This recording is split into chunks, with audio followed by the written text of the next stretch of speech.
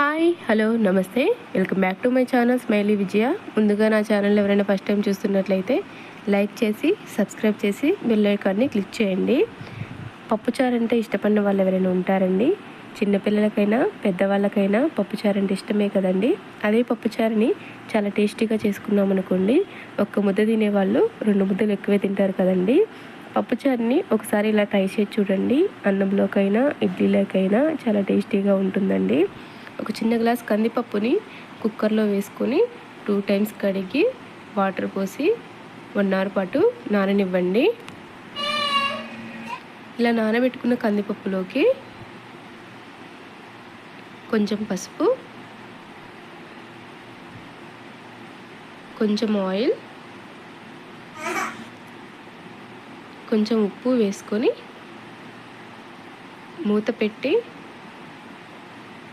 Stove మీద పెట్టి stove వెలిగించి ఒక 3 విజిల్స్ రానివ్వండి. ఇది ఉడికేలోపు ఒక చిన్న ముక్క సొరకాయ, 3 పచ్చిమిరపకాయలు, 3 చిన్న టమాటాలు, 2 చిన్న ఉల్లిపాయలు, ఒక క్యారెట్, ఒక దొండకాయ, ఒక బంగాళదుంప, 4 బెండకాయలు, ఒక పెద్ద ములక్కాయని కట్ చేసుకుందాం. ఇలా ముక్కలుగా కట్ చేసుకోండి. ఇప్పుడు ఒక గిన్నెలోకి కొంచెం చింతపండుని తీసుకొని ఒకసారి కడుక్కొని వాటర్ పోసి నానబెట్టుకోండి.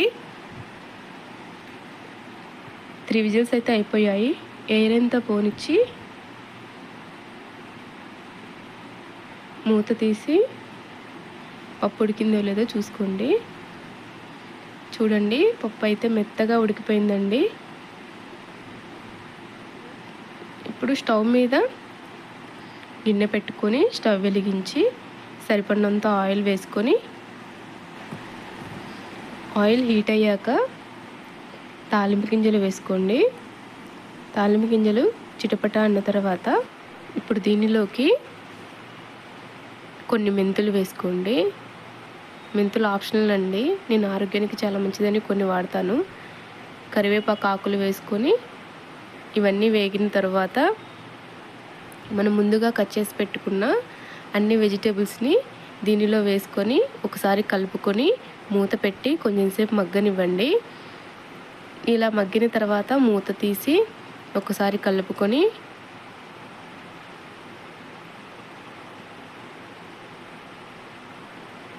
ఒక టేబుల్ స్పూన్ అల్లం వెల్లుల్లి పేస్ట్ వేసుకొని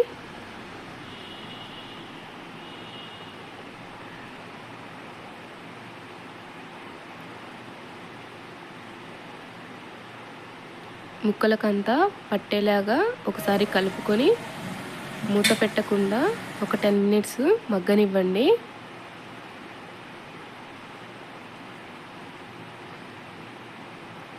తర్వాత ఒకసారి కలుపుకొని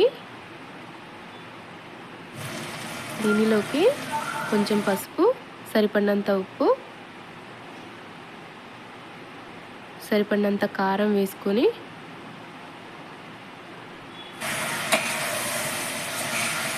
మొత్తం ముక్కలకి పట్టేలాగా కలుపుకొని ఒక 10 మినిట్స్ మూత పెట్టకుండా మగ్గనివ్వండి. ఇప్పుడు దీనిలోకి మనం నానబెట్టి పక్కన పెట్టుకున్న చింతపండుని రసం తీసి దీనిలో పోసుకోండి.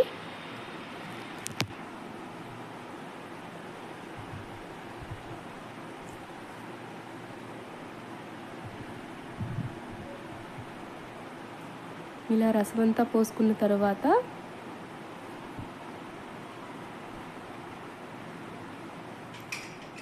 ఒకసారి కలుపుకొని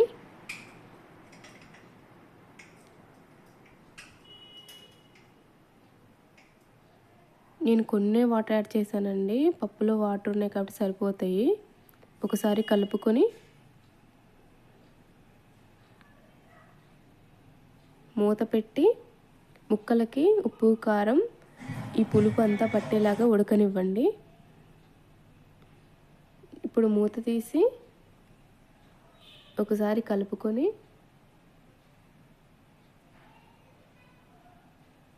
ముక్కలన్నీ ఉడికిపోయాయండి.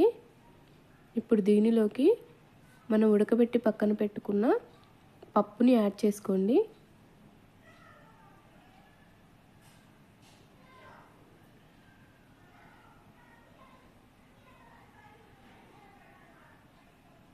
ఇప్పుడు ఒకసారి కలుపుకొని పప్పుచారుని మరగనివ్వండి.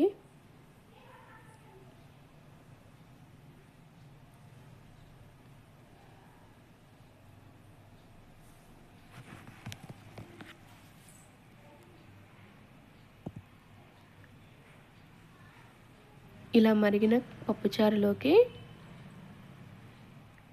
సాంబార్ పౌడర్ని వేసుకొని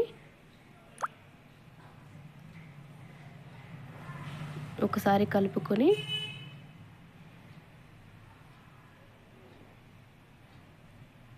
ఒక 5 మినిట్స్ మరగనివ్వండి. మూత పెడితే పప్పుచారు పొంగిపోతాయండి, అందుకని మూత పెట్టట్లేదు. ఇప్పుడు దీనిలోకి సన్నగా కట్ చేసుకున్న కొత్తిమీరను వేసుకొని స్టవ్ ఆఫ్ చేయండి. అంతేనండి, ఆంధ్ర స్టైల్ పప్పుచారు రెడీ అయిపోయింది. Thank you for watching.